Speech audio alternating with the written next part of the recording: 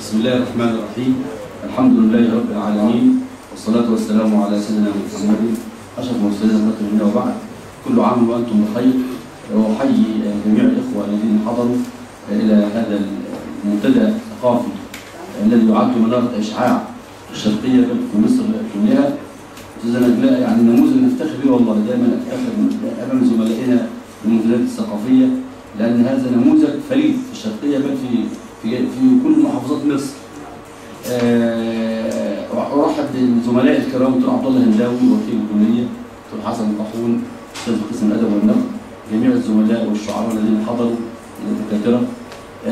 موضوع اليوم هو عن كما جاء في الإعلان فلسطين الشيخ أحمد محرم، استشراف يعني النبوءة وصرخة الإبداع.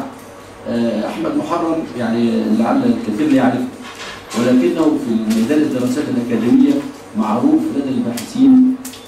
كتب عنه الدكتور رجب البيومي كتابا كاملا صوت الإسلام الشيخ أحمد محرم.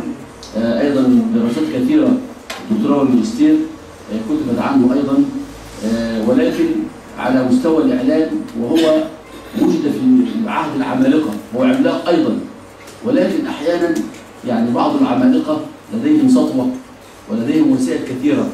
يعني وجد في عصر وجد فيه البارودي وشوقي وحافظ إبراهيم وإسماعيل صبري، فهو يعني بين يعني ظلم بين البارودي وشوقي وحافظ وإسماعيل صبري برضه مثله، يعني صوته غير مسموع.